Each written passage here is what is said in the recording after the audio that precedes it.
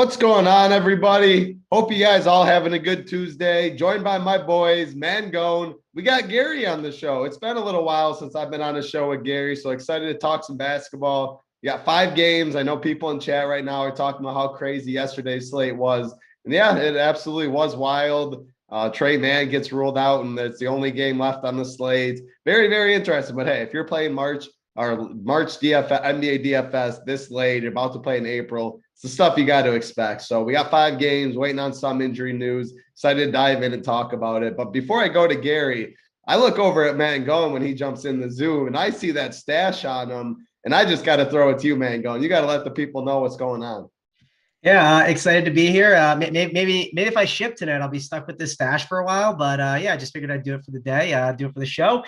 Should be a fun time. Nice little 5-game slate, which I feel like I've had some success with. So I'm excited to break that all down and kind of dive into this one. And Mr. Kevin Huerter, he didn't like totally bury DC yesterday, but he got it done. He got the job done, right? DC was definitely shaking a little bit. I think Huerter ended up with like 36 DK points, which yes, on that slate, you wish you could have got a little more, but hey, it was a wild slate yesterday. And I'm kind of looking forward to this one where we don't have to roster Portland Trailblazers and Oklahoma City Thunder. It should be nice.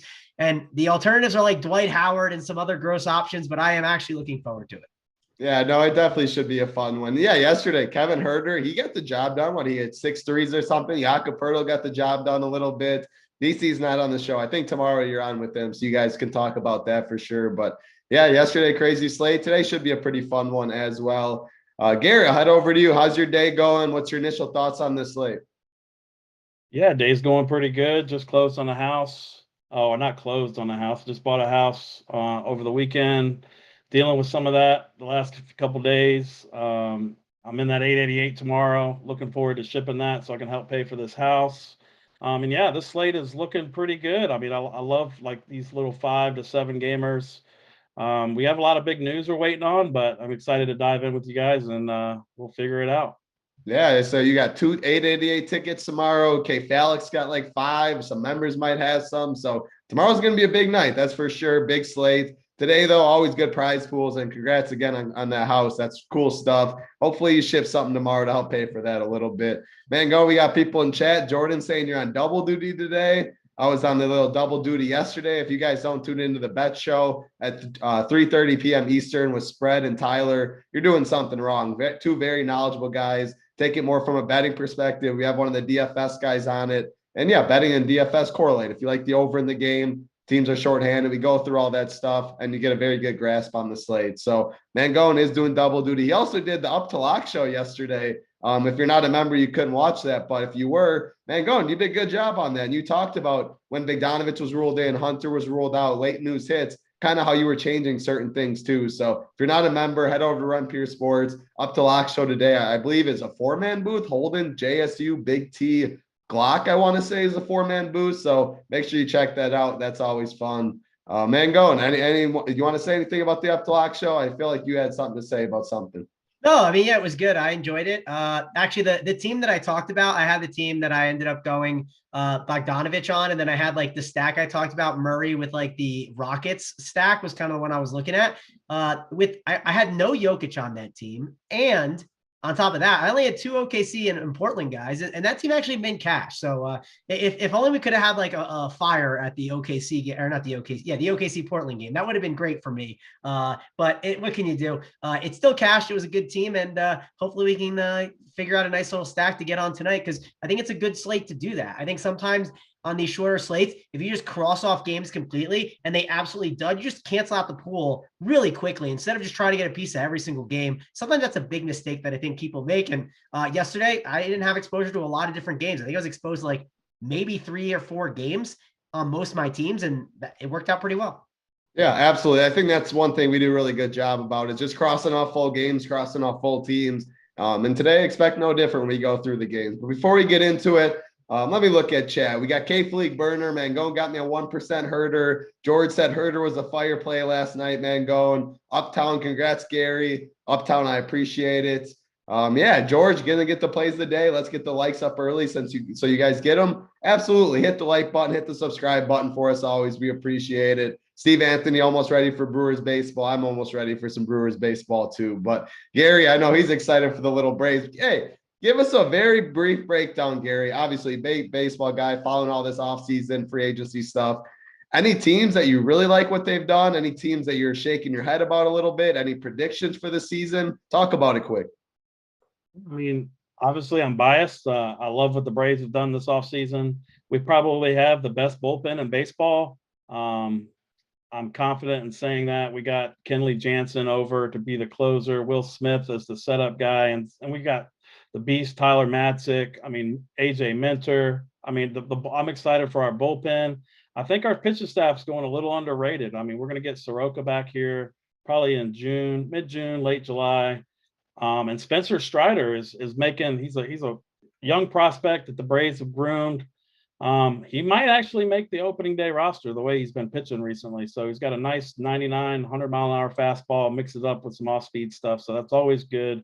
But yeah, I mean, I was sad to see Freddie go over to the Dodgers, but I think we got a good replacement. Nobody can ever take the place of Freddie Freeman. He's meant a lot to this organization. But I mean, he's younger, he's comparable. I mean, we're going to have him in his prime, and we locked him up for 9 years. So I'm definitely excited to beat the Dodgers once again. There's a lot of Mets fans in here. K-Fleek, Burner, we got Paraby, William. We got a lot of people talking about the Mets. So yeah, it's going to be fun. I mean, the Braves destroy Max Scherzer, so I'm not really worried about that. I am a little bit worried about DeGrom, but he can never stay healthy either. So I mean, they'll get their hopes up until like July. Yeah, it'll be what? Gary, I'm a Mets fan. July is better than normal. Okay. So, life's about expectations. If we make the playoffs, I mean, it's going to be LGM everywhere. I mean, it's going to be nice. I mean, the NL East is loaded. I mean, Philadelphia, I mean, they loaded up on their offense. So, I mean, the East is going to be a beast. I mean, it's going to be a fight the whole year, and definitely looking forward to it. It's next Thursday is opening day, right, Gary? Next Thursday? The 9th or the 7th? I think it's the 7th. It's the same day as the Masters, same exact time. So Thursday. Yeah. Hey, next week, baseball. We have a great crew over here. Content as always. We're going to have shows. Be on the lookout for what we're going to do. But baseball is always fun. But yeah, basketball, we're going to talk about the slate. We already got some news 2 minutes ago. Paul George is on track to play today, which is important news. He's questionable. That's the late game. It locks on an island. So getting that news is pretty important. But we're going to dive in. We got 5 games on the slate. If you look at the overview of it, 2 games lock at 7 p.m. Eastern, 2 games at 7:30, then the one late game, Utah Jazz and the Clippers at 10 p.m. Eastern. So pretty much a 4-game slate with 1 island game is how I'm looking at it. First game on the slate, 7 p.m. Eastern, Chicago Bulls, Washington Wizards, 222.5 total. Chicago is favored by 3.5. Going to the injury report for Washington, Bradley Beal and Kuzma are out. Going to the Chicago side, Lonzo's still out. And then Zach LaVine is questionable, which is big news on this slate. It's for rest. It would be because they are playing on a back-to-back. We're going to get the news before lock, probably on the Up to Lock show, but obviously that's big news. If he's out, the DeRozan, Vooch, Caruso, stuff like that. Gary, I'm going to throw it to you first. I think Kristaps is interesting. There's a lot of people that either hate him or they play him. So I'm interested to hear your standpoint on that. And then talk about what the LaVine news does for you if he's in or if he's out. Yeah, so KP, I mean, he's been crushing. I mean, recently, 8,500. He's only playing like 32 minutes, but he's averaging, I think I saw something like 55 DraftKings points over that span. On this slate, though, I don't think I'm going to spend up for him here. I prefer like the Denny Avicas, and that's probably about it. Maybe Kispert if he gets to start again. I mean, he played 41 minutes in the last game, put up 33 DraftKings points, shot the ball pretty efficiently, 9 of 12, 6 of 9 for 3. Don't expect that again. But again, we're at this point, other than Lakers value, we're pretty starved for it. So I mean, Kispert at 3,900. I'm definitely considering him. And on the Bulls side, so I just don't think. I can't see LaVine sitting in this spot. I mean, you look at the standings, the Bulls are on the 5 seed. They're tied with the Raptors.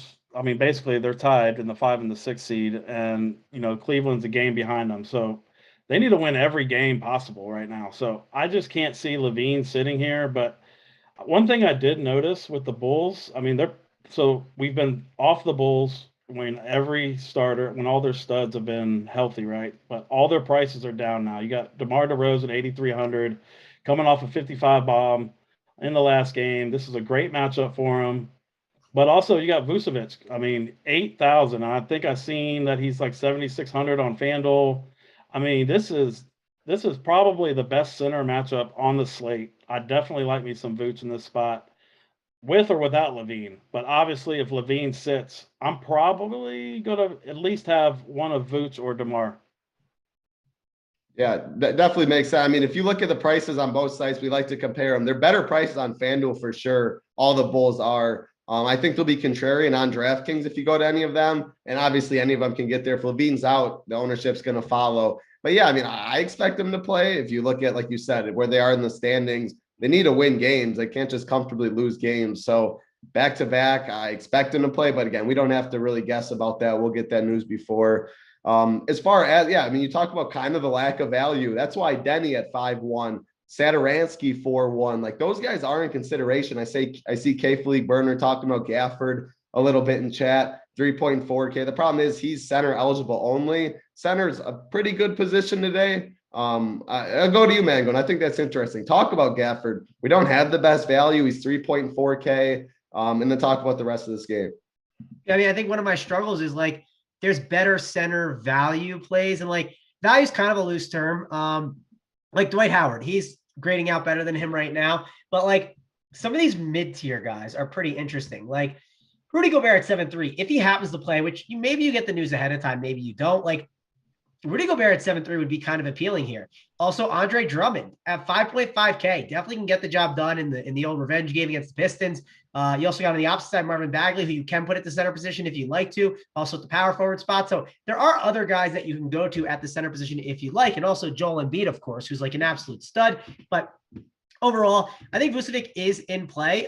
It just depends. I think if Levine is out, he's going to gain more ownership. But even if Levine's in, I don't hate it. 8K, I still think he can get the job done. Not someone I'm prioritizing, though. And if Levine does sit, well, some of these other guys pop up, right? Like I think Ayo, I think Caruso, I think Kobe White. They get some opportunity here that you can't completely ignore. Another guy who I don't see popping a lot right now, and I mean, I'm probably going to put him on the cash chart. It's a revenge game for Mr. Tomas Satoransky. 4.1K, you can roster him at point guard and small forward. I don't think he's a bad option. I think he's like got one of those like safe floors on like a tough slate where like he can easily come in and just get you 20 DK points, and you're not jumping up and down for 20 DK points. You're not saying this is the greatest game ever, but on this slate, if I could like lock into that, I don't know. It's something I might be interested in for sure at that 4.1K price tag, especially with the point guard and small forward flexibility. Also think that Corey Kispert, another guy, Denny, his usage has been great at 5.1K. I don't hate going to Denny. I think this role is pretty good. And I think there's opportunity for him to get that closeout run too, if he's playing really well. So I like both those guys. It's really Satoransky and Denny are like my 1 and 2 that I'm considering on this Wizard side. And you did mention Porzingis. You said, hey, like some people are Porzingis guys, some aren't. Like I am typically not. And this is just a tougher spot to do it for me today. There's just other guys I'm considering right now. If I play him, he ends up on like maybe one of my teams and it's more of like a middling build where I just slam in some of these guys. Like maybe if Levine's out, a DeRozan, Vucevic, and like Porzingis team could be really appealing with value. But other than that, I'm really not jumping to play Kristaps Porzingis in this spot. I like much more these value plays here. Yeah, I don't think I've ever heard you really jump into play Porzingis, so I kind of expected you to be on that train, man, going. But yeah, Denny, Satoransky definitely makes some sense. First game, I don't think if Levine is in, I don't think it's a game you have to go overboard on. You can pick out some pieces. If Levine's out, it definitely gets more interesting on the Chicago side. Again, FanDuel, the Chicago prices are much better. Not much better, but they are better across the board than they are at DraftKings. So I expect ownership to reflect that as well. Before we get in the next game, hit the like button for us. Hit that big red subscribe button for us next to it. We appreciate it. And also head over to the Twitter, Run Peer Sports on Twitter if you got one. Hit that like button. We're trying to get 15,000 followers. We appreciate it as always. Let's get into the next game. We got 2 games that start at 7. This is the second one. Very fun game I'm looking forward to. No bias over here, of course. So the Milwaukee Bucks, the Philadelphia 76ers, 232 total. The Bucks are favored by 1. And both teams are healthy. Benbury's still out for Milwaukee. He's going to be out the rest of the year. And everyone on Philly is healthy. So, man, 2 teams battling it out for playoff spots, going to be around in the East. two healthy teams, close spread, really good basketball team. But we talk about it in late March a lot. You like picking on teams that are shorthanded, and neither of these teams are shorthanded. So, man, I'm going to go to you. Is it a Giannis? Is it Embiid? Is it Harden? Are you playing the studs? It's hard to find value in this game since they are healthy. So how are you approaching this game? Yeah, I don't see Giannis popping a lot today. And like, I think Giannis is like a really great play. I understand like Embiid can be tough down low, and so can the Bucks, right? But the Bucks are a team that I want them in these games that are going to be competitive. 232 total, 1 point spread.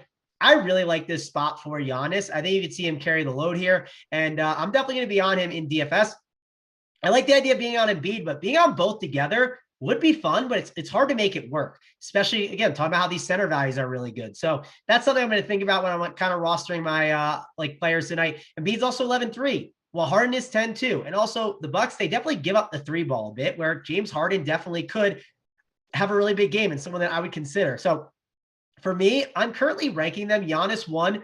I got Embiid at 2, but I think Harden's close enough at 3 where it could flip-flop for me if depends on the positions and like the salary. But those are three guys that I definitely am considering in this game. I'm not really considering Drew Holiday at 8-7. I just think the tag is a bit too much. Chris Middleton, I don't hate it at 7-8. I think there's upside there, but I don't need to go there. And then these other values are just not exciting. Like Brook Lopez at 4-2. Could he get there? Sure. I think he could, but not the greatest spot for me. I think there's other values I'd prefer on this slate, especially at the center position, where I'm really just considering the studs and I'm just moving on.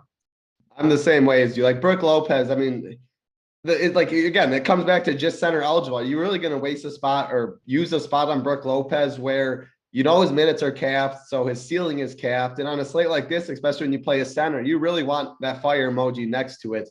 I'm approaching it the same way as you, Mango. I'll play Giannis if I want to play a buck. Yeah, Middleton's price is intriguing and stuff, but I just don't really play it. Tougher matchup. The price is there. Just give me Giannis and I'll pay that to try and get the ceiling if I'm going that way. And if I'm going to Philly, I'm just playing Embiid. It's the two best players in the game. They love going back and forth when they play each other. So I'm approaching it that way. I don't think either will be very owned, but we know they have the ceiling in a good game environment, play the minutes. So that's how I'm approaching it. Gary, how are you approaching this game? Yeah, I'm pretty much on board with both of you guys. I mean, Giannis is definitely the number one spend in the game for me, followed by Embiid, followed by Harden. That's the way I would rank it here. I think as of now, I got Giannis as a core piece for my lineup tonight. And to be a little bit different, I don't hate running it back with like a Tyrese Maxey at 6,400. Milwaukee gives up a ton of threes, so and he shoots a ton of threes. He shot 10 threes in his last game. He's going to be less than 10%, less than 5%, somewhere in there on this slate. Don't hate bringing it back there to be a little bit different. But and Brook Lopez, I mean, he's always in play. But like Travis said, I think we're going to have other value that we like better here. I like it, man. I'll head it back to you in this game because yesterday you gave a little OKC winner for the people. Got pretty much a coin flip. Two good teams in this one. Who are you picking?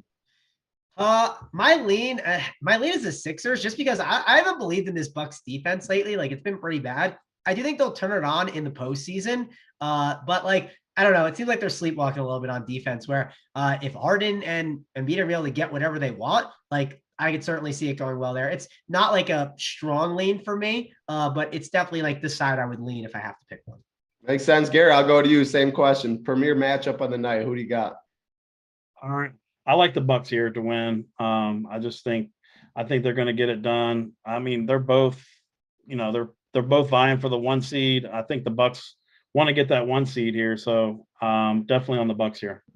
I like it. Close game. Got a couple different perspectives. Overall, though, we like the studs in the game. Tyrese Maxey can add as a run back, like Gary mentioned too, but not a game you're going to find too much value in since these teams are both pretty much fully healthy.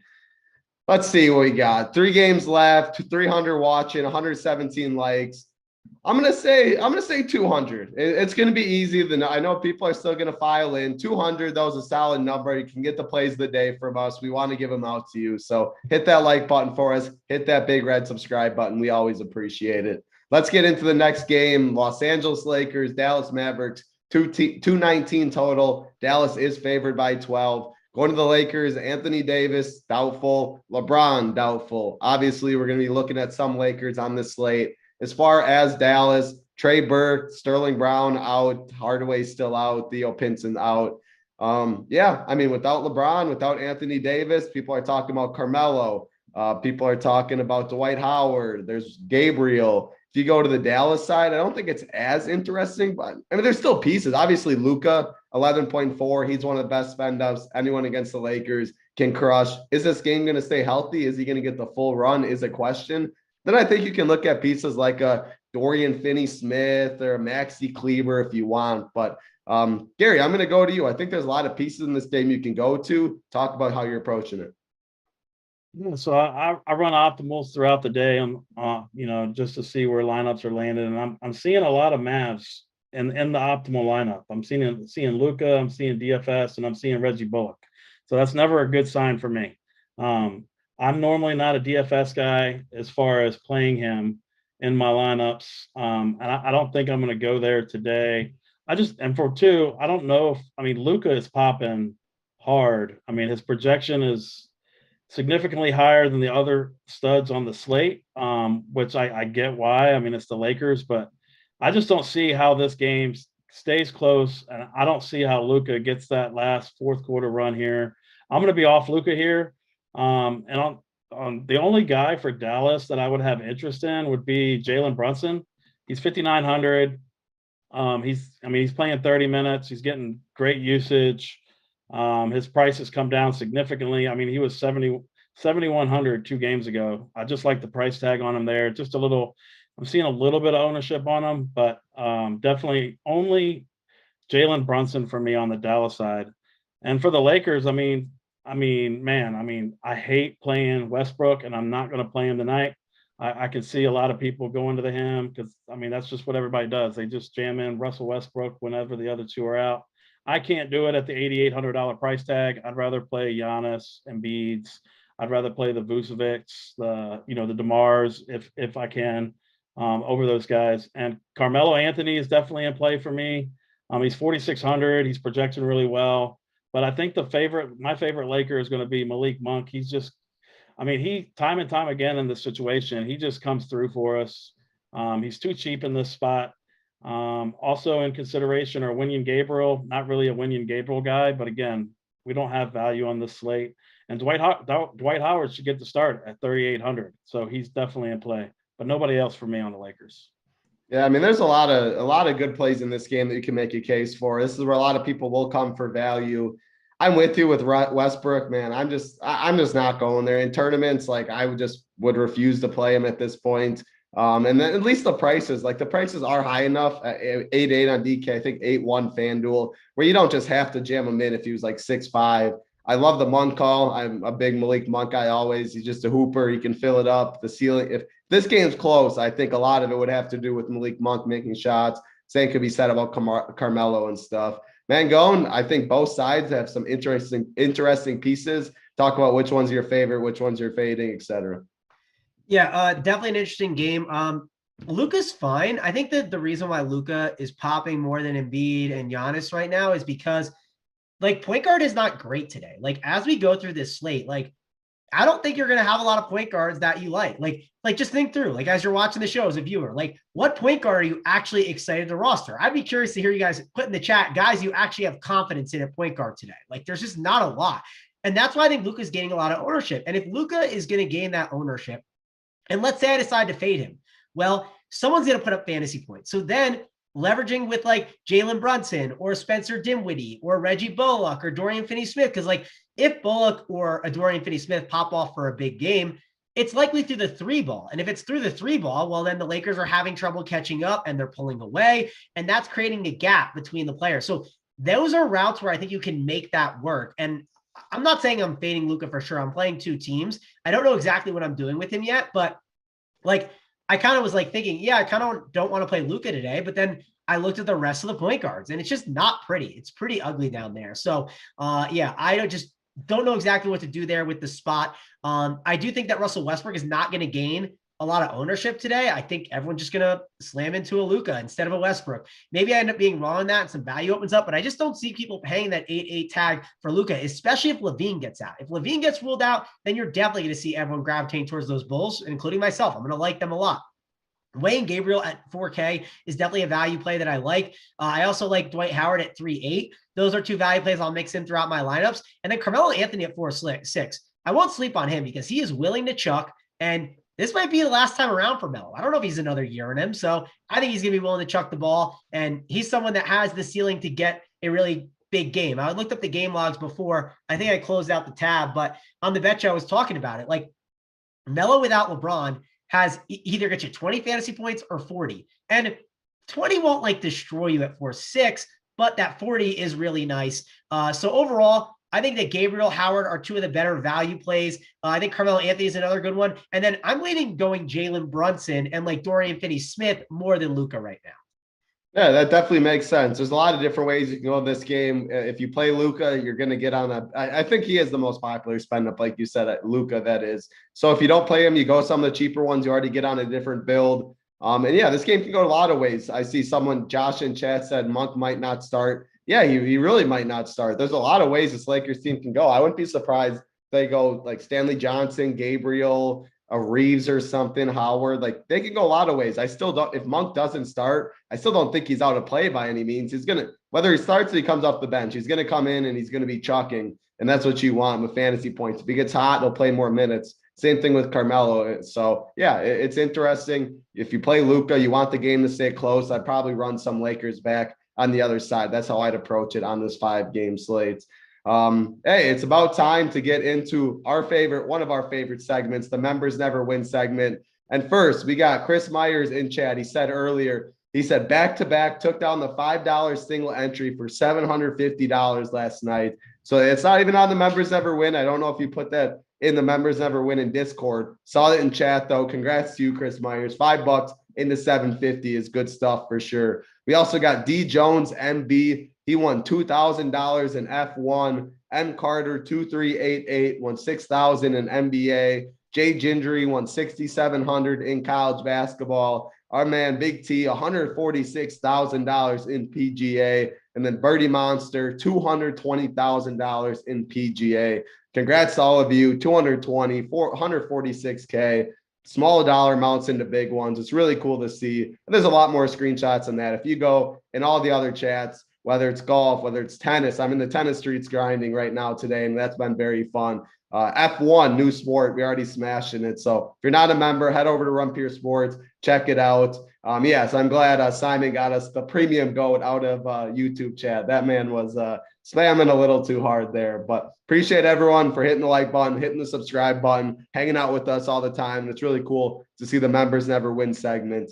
We got 2 games left, 340 watching, 160 likes, only 40 more likes for the plays of the day. 2 games left, so I know you guys are going to get it done for us. But let's get into the 7:30 p.m. Eastern game, the Detroit Pistons, the Brooklyn Nets, 234 total. Brooklyn is favored by 14. Going to the injury report on the Pistons, Jeremy Grant, Diallo, and Isaiah Livers are all out. Going to Brooklyn, Ben Simmons still out. Joe Harris is out as well. People are talking Andre Drummond revenge. I think it makes a lot of sense. 5.5K on DraftKings. I believe he's like 6.6 on FanDuel or something. It's coming off a big game. And yeah, it's a revenge. I think he can dominate Detroit down low. There's Kyrie, there's KD if you want to pick spends, but I personally do not have them in my player pool. And if you go to Detroit, there's Bagley, Kelly Olynyk, Isaiah Stewart, Cade Cunningham's the spend who's been playing well. I'll go to you, Gary. I think there's some options on Detroit. I think that side's a lot better than the Nets, but the one net and Drummond makes a lot of sense to me. So what are you doing with him? Yeah, I mean, definitely Drummond's in the pool for me right now. Don't know, obviously don't know how the lineup's going to shape up as of this point, but definitely in the pool. I don't think I'm going to be on the Brooklyn studs here. Just like I just prefer the Giannis's and the Embiid's on the slate. And this massive spread. I just don't typically target those guys. On the Detroit side, Marvin Bagley is looking like he's going to be one of the most popular value plays on the slate at 5,600. I mean, but for good reason. The guy's playing 34, 35 minutes last couple games, put up 25 real points, 27 real points. I mean, that's pretty hard to ignore from a projection standpoint. He's definitely going to be popular. And Killian Hayes is a point guard option that I'm considering tonight. he's been playing really well as of late. It looks like he's been getting a little of a blowout run as well, which is super intriguing for me in this game. Stewart's fine. I'm not going to be going there at 5K. And I've seen a lot of Kelly O talk in the Discord today. He's center only now, which takes me completely off of him. I'm not going to be going there. So just Drummond, Bagley, and Hayes for me in this game. I like it, man. Going pretty decent game, I think, for DFS. Is it just Drummond on the net side for you? Is there someone else you're considering? And then talk about the Pistons. Yeah, I mean, my lean is kind of just Drummond and on the net side, and then I agree on Bagley. And like Gary presented my point of why point guard is terrible today. Like he's talking up Killian Hayes, and for good reason, Gary. I understand why you're doing it. I'm not trying to like rip you for talking about it, but that's why point guard is so terrible today. Besides Luka, like that's just the point I'm getting at. Is like when we're talking up Killian Hayes as a good value is struggling. The point guard position is struggling. Where it's not a bad spot to maybe get different at times. So think about that. I do think Killian Hayes though is a value that I'm going to consider, and I think my like Drummond team is going to have Marvin Bagley ran back more than likely. I don't know. Maybe I keep them separate. I don't know exactly what I'm going to do with my two teams on DraftKings tonight, but I'll definitely have exposure to them. They'll be on at least one of my two teams for sure. And that's one reason why like Drummond is like kind of a value play today. So is Bagley. Like they're in the 5K range, but they're still considered values. Sometimes people want to say, oh, value plays are only like 3K or 4K guys. No, today it's a little bit different. They are value plays that we might need. And that's why at the center position, it's a tough position to roster, guys. That's why Joel Embiid, if you do play him, it's tougher to get him on your teams because then you miss out on Howard, you miss out on Drummond, and some of the other value plays that you have at the center position tonight.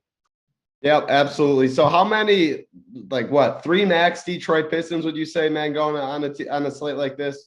Definitely 2 max, I'd say. 2 max. Mainly because I think Bagley and like a Hayes or like, I don't know, like a Hayes and like a Cade Cunningham could get there. But like if I was playing 2 Pistons, more than likely I'm going to have some kind of run back. It doesn't have to be KD or Kyrie, but I think I'd want it to be maybe Bruce Brown or Andre Drummond, like one of those other guys. If I'm playing 2 Pistons, I'd want to at least get one net in there. Now, before you hand build and do that, like, why don't you just go to the optimizer and do minimum of 2 Detroit, minimum of 1 Nets, and then see what it gets you. Now, if it's popping in KD, I think that makes a lot of sense, but it's probably going to pop in Drummond more. And I think just math-wise, that makes a lot more sense rather than jamming in those other guys. So that's kind of the way that I'd approach it and how I'd handle using the optimizer. Yeah, I like it for sure. That's knowledgeable stuff.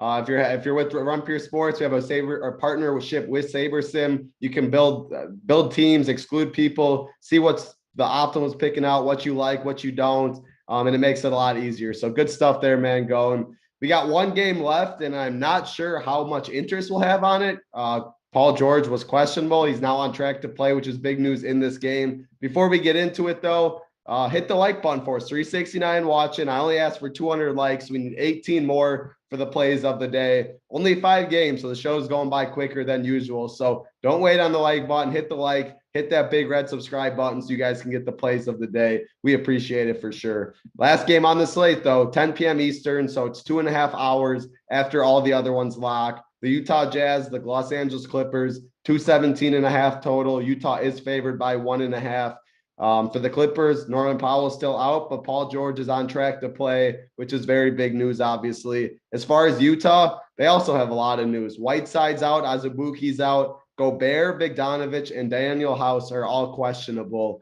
Mango, and I'm just going to go right to you with this. How are you treating this game and mainly the Utah situation? I think the Clippers are pretty easy stay away personally. But for Utah, with like Gobert questionable, that's big news. If he was ruled out, we'd have interest in some guys. Bogdanovic, that's pretty big news. But I doubt we get it before all the other games lock. So talk about your thought process from a game theory wise, and then how you're approaching it. Yeah, before we do that, let's get the likes up, right? We only need 9 more to give those plays the day out, and it's a faster show because it's only 5 games. So, we'll do our best to draw it out as best as possible. But you know how you do that? You get those likes up. That'll help us. And subscribe to the channel right below my nice little stash here that I got going on. Subscribe to the channel. That way you can check out all the content that we have. We also have the PGA show tonight. That'll be on the YouTube channel. So don't miss out on that. Let's talk about this game, though, because it's definitely one that DFS-wise, if I had all the news, there's a good chance I'd be interested in stuff. Like if Rudy Gobert is out, well, that like feels like it flips the slate a little bit. Like Hernan Gomez, Pascal, they're both really good options that you can consider. I don't know if Greg Monroe is going to play this game, but he is there. He is lurking. So that's worth calling out. That could mess up some of those guys. Jordan Clarkson, Mike Conley, Donovan Mitchell, all would get really good usage bumps if all those guys are out. So they're definitely intriguing plays. I do want to call out, though, Rudy Gobert. If Rudy Gobert plays at 7.3K, he is definitely in play. He's someone to consider on this slate. The other Clippers, though, I'm not considering any of them. I mean, they're just an absolute mess right now. Kind of on purpose, right? Ty Lue just said we're limiting guys. Paul George is going to be back. Prices are up. It just does not seem necessary to go to on this slate. If a Clipper is on the winning lineup, I will take the L and move on. There's other values I'd rather mess with and kind of create. Like, I'd rather just punt all the way to Trent Forrest at 3.1K if all these guys are out and just take a shot on that. Like, that's the other issue with these Clippers. None of them are really punt options where, like, there is risk that they can struggle at their price tags. I'd rather just find a guy to absolutely punt with instead of playing a Clippers value play. So I also think Donovan Mitchell at 8.7, I think he's a better play than Russell Westbrook at that price tag. The only thing that's frustrating about Mitchell is he's only shooting guard eligible. He's not point guard eligible, where I think Mike Conley and Jordan Clarkson are really interesting point guard options on this slate because, again, I don't think that position is the greatest spot, and you could gain some really good value on these guys later on. And let's say that these guys play. Like, I don't expect Bogdanovich to play, but, like, let's say Rudy Gobert plays. You could argue that's good for Mike Conley because he does that pick and roll with him, helps get him more open shots. And overall, I think that, like, not all these guys are going to play, where these Jazz guys that you can put at the point guard spot make really good contrarian tournament options like Conley and Clarkson. Oh, yeah, very good breakdown. I just got to ask you, though, Mango, and you said, like, if Gobert plays, he'd be a good play. And I totally agree with the price. I would have a lot of interest. But how would you build out a Gobert roster? Because we're assuming we're not having any of this news. It's on an island. We don't love the Clippers too much. What would your plan of attack be? Just leave one util spot? You like it would have to be double center build, right? So you can like get up to a D Mitch and kind of drop. Or what's your thoughts on that? Because that's important to think about. I agree. I think it just depends on your lineup. Like, there's not a clear pivot from like Gobert to someone else. I guess you could argue like it'd have to be like Hartenstein at center, and then you'd have to have like a cheap Conley or Clarkson and util to then go up to D Mitch or guard or something. Talking through it. That's all I'm thinking. It's definitely difficult and it depends. My advice is have a plan. Don't just like do it and be like, I'll figure it out later. Like, have the plan lined up. I think it depends on your team. Also, don't force it. Like, if you're trying to make it work and it's just not going to organically fit for what you're doing, then don't worry about that. If maybe you find a team that you like and then something organically fits as like a swap, then you might feel good about that. And that's something to consider. So that's kind of the way that I would be approaching it on this slate. Maybe like a way you can do it is maybe you have Donovan Mitchell in there and you have him paired up with like maybe a Pascal. And then that can turn into like, let's say that Rudy Gobert is in. Maybe that can turn into Rudy Gobert and like Jordan Clarkson. I don't know. Maybe it can turn into Mike Conley and Rudy Gobert. So that's just something to look at. Again, I don't know how the news is going to break, and you could definitely put yourself in a bad spot if you don't plan for it right. And also, I don't think it's something you need the plan for. I don't think it's like a priority to do on this slate. So it's not something I'm going out of my way, but I think it's really situational depending on your teams. And you may have played last night and had Trey Mann on your teams and saw what a disaster that can be. So just understand that. The Trey Mann thing is a little different too. If you just swap to like Aaron Wiggins, you're like, well, I got 40 from him. That's fine. But like, that was definitely an anomaly situation where both guys are playing only 8 players. These are way more crowded rosters where you can land on some really bad plays if the news doesn't fall your way. Yeah, you definitely do just have to have a plan. Like we talk about it a lot, but you have to know what spots you have them in. Always, if you can put in at the util, the forward, the guard spots, you always try and save the last games for those spots. So you have more flexibility, obviously. But if you do have Gobert, you have to at least play one other person in that game. And then you can pivot if you're just playing Gobert at center, one center build. Hartenstein, I see some people talking about him in chat too. He's 4.7K. He's actually a fine play. If worse comes to worse, you have to swap to him. I don't think you're drawing dead by any means. Just hope you can maybe go from a Clarkson to D Mitch or something like that. So you're not just leaving 3,000. But the more we talk about it, people aren't really going to do it. And if Gobert plays, which that's kind of what you're hoping for if you play him, he is a strong play at center. And I like the price with big upside. So that's an important conversation there. Gary, yeah, talk about this game on both sides. Clippers, do you think it's a fade too? And then, yeah, talk game theory with Gobert, anything you want on the other side. Yeah, so Paul George making his return tonight. I'm seeing minutes projections on him at 27.5 minutes. That's going to severely even further limit these other guys that are already on minutes limits.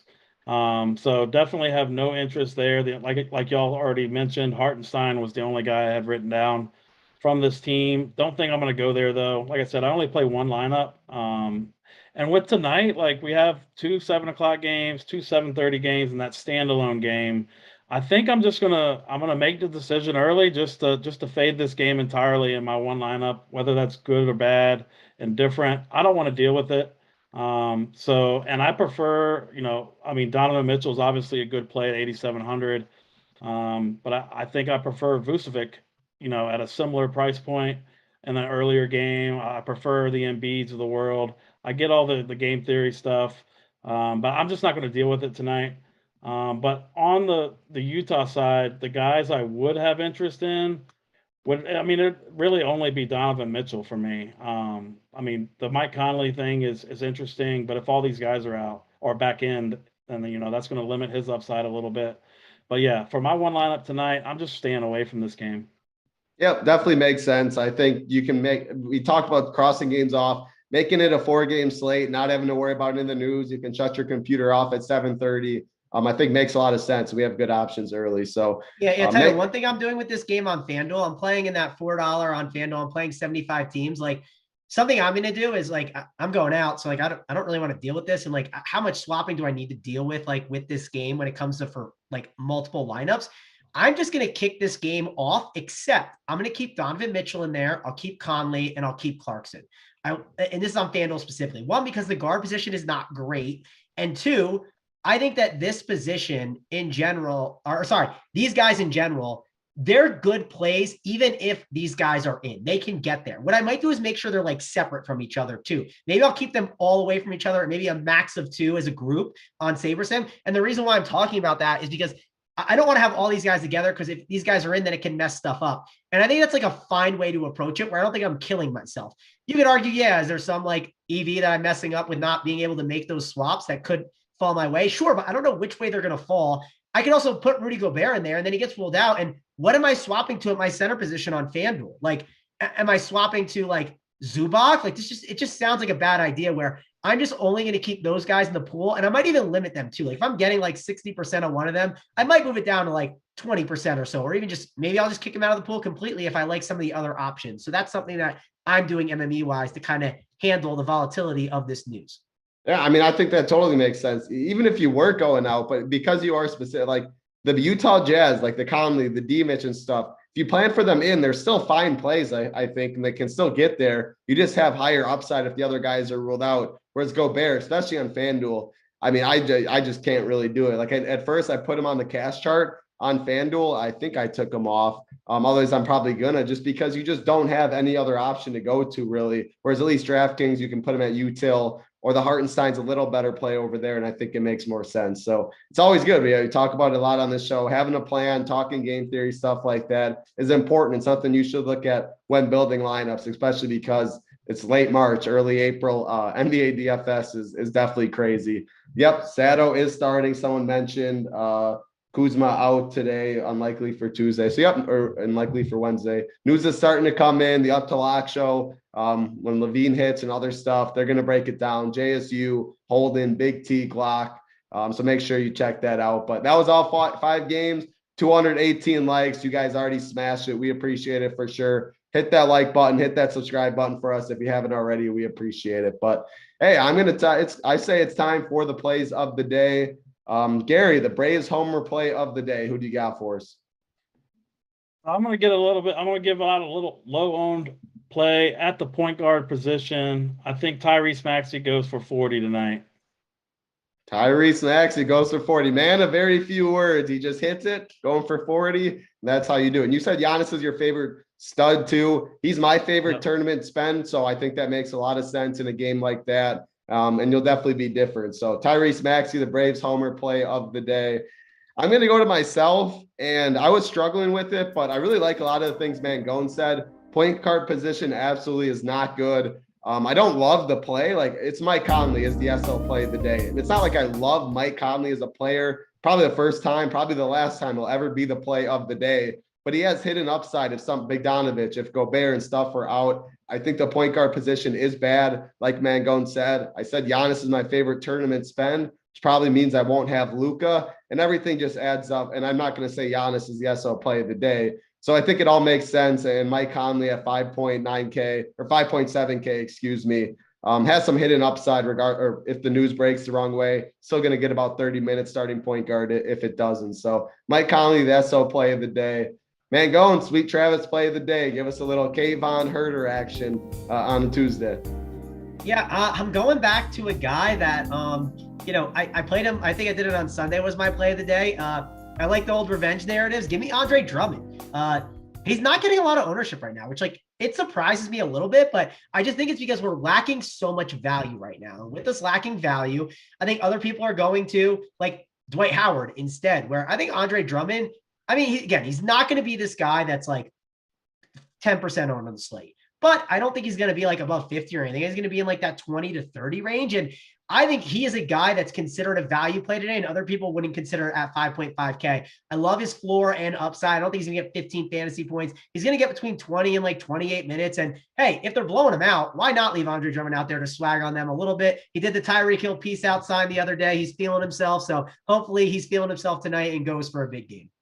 Tyrese Maxey, Andre Drummond, Mike Conley, the three plays of the day. Yes, Mark. Mark goes, Brock Conley. Yes, Mark. Come on. Mike Conley. I just gave my reasoning. Hey, he's not Giannis. He's not one of the best players in the league. For the price, it's DFS. For the position, that's why Mike Conley was my play of the day, Mark. But hey, it definitely is not the sexiest one. I will admit that for sure. But all 5 games, 4 games locked, 7:30 Eastern or before, 1 game on an island at 10 p.m. Eastern. Still waiting on some news, so make sure, head over to Run Pure Sports. Make sure you get in the Discord. Check the Up to Lock show, JSU, Big T, Holden, Glock, breaking it all down for you. Hit that like, hit that big red subscribe button on your way out. We appreciate it.